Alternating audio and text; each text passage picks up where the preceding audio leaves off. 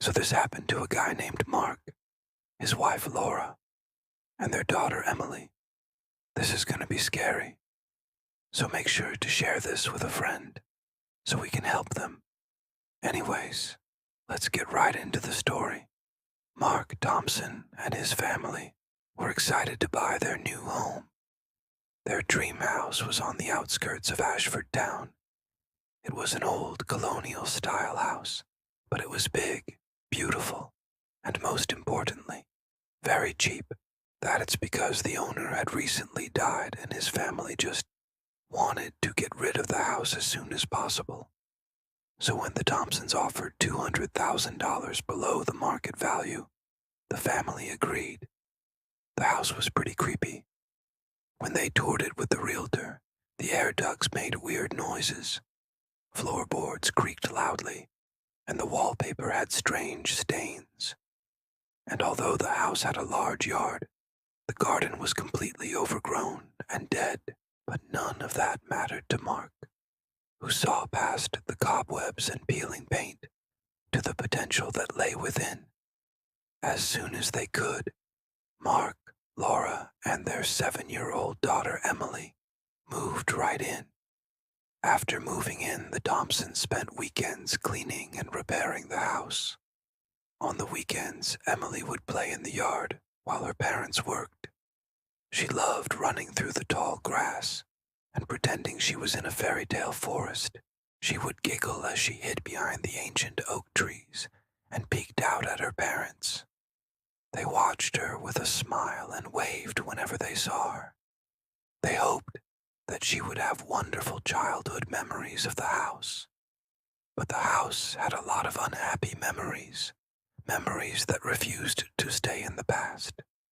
One evening, Mark was lying in bed when he heard a noise. At first, he thought it was a mouse scurrying in the walls, but then he heard a soft whisper coming from the other side of the wooden paneling. He strained to listen. Was it a human voice, or was he just imagining things? Mark rolled over and closed his eyes. Maybe it was just some pipes or the settling of an old house. The following night, Mark heard it again. Someone was definitely breathing on the other side of the wall. It sounded like the person was right behind the wallpaper, staring at him from just beyond his bedroom wall. He pressed his ear to the wall and the sound of the breathing intensified.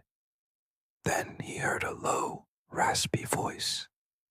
It was so faint, he couldn't make out the words, but it was definitely a whisper. He told Laura what he heard, but she just laughed. She thought he was listening to ghosts or some trick of the house. For weeks, the whispers continued. Then, one night, Emily started talking to the walls. She would tell stories and secrets to the whispering voices and laugh hysterically. Then she would wake up in the middle of the night and sob uncontrollably. Each morning she would tell her parents how much she loved her new friend Anna, who lived inside the walls. Laura and Mark were deeply concerned about their daughter. They knew something was wrong. But what? How could anyone talk to a wall? One day, Laura found an old journal in the attic. It belonged to the previous owner of the house, a man named Charles Bellamy. The diary contained sad stories of Charles's life. He wrote about his wife dying unexpectedly and his 3 children becoming difficult to control. Then he mentioned locking his kids in the attic because he believed they were possessed by demons. The last entry talked about how the kids died in the attic and how he buried them in the backyard. Laura felt sick as she closed the book. Now she understood why the house felt so haunted. Then she heard Emily singing a song. The song was called Ring Around the Rosie. Laura knew the tune well. It was a popular nursery rhyme, but the lyrics were disturbingly different. They went like this. We buried our babies beneath the floor. We laid them down one by one, and when they were all in their beds, we buried them beneath the floor. Laura rushed to Emily and asked her where she learned that song. Emily looked confused. Anna taught me. She knows lots of songs.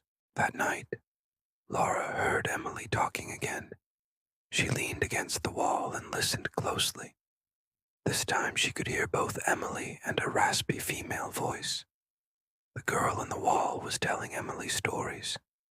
The next night, Mark heard the voices too. They sounded so close, almost as if the girl was inside the room with them. He got out of bed and started banging on the walls. The voices abruptly stopped. The following night, Mark grabbed a hammer and broke open a section of the wall. It was an old brick fireplace. He chipped away the mortar until he could squeeze through the gap. On the other side was a small cavity. Mark peered inside and gasped. Scratched into the ash were dozens of tiny handprints. They looked like they were made by a small child. Below the prints were the words, "Help me." Mark ran to the bathroom and splashed water on his face. He knew those handprints weren't made by his daughter. Who else lived in the walls? He told Laura what he found, and together they decided they needed to move out. But before they could find another place to live, the whispers started getting louder. The scratching on the walls also became more intense.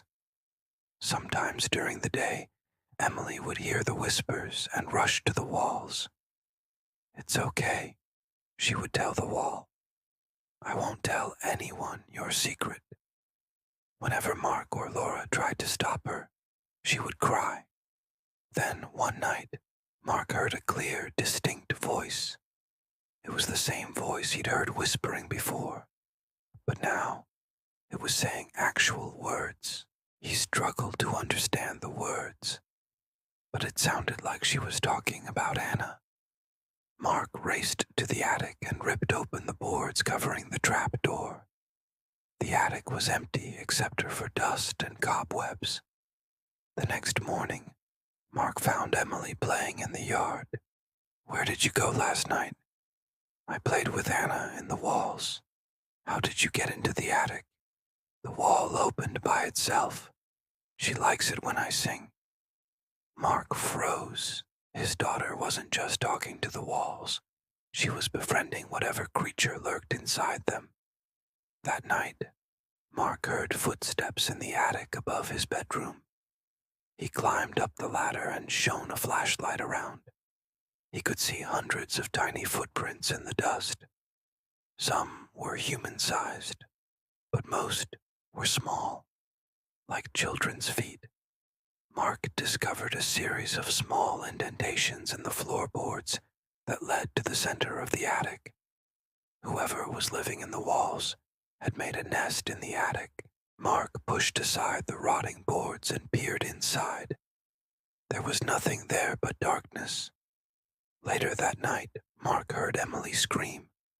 He and Laura ran to her room and found her standing by the wall, eyes wide with terror. "She's mad. She's really mad now." The voices had turned from whispers to loud, angry screams. "She says you're just like him," Emily cried. "Like who?" Mark asked, his heart pounding. Emily pointed to the wall. "Anna, she says you're like him." Mark knew exactly who she meant. He felt a chill crawl up his spine.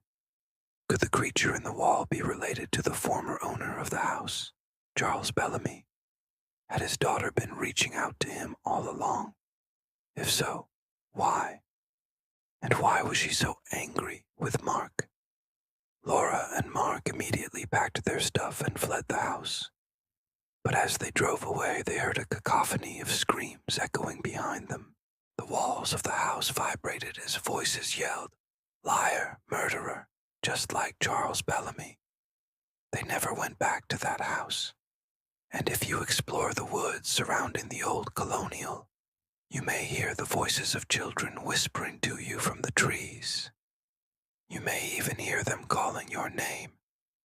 And if you investigate, you may come across the overgrown path leading to the old house. But if you walk too close, you can hear the screams of the tormented souls trapped inside the walls.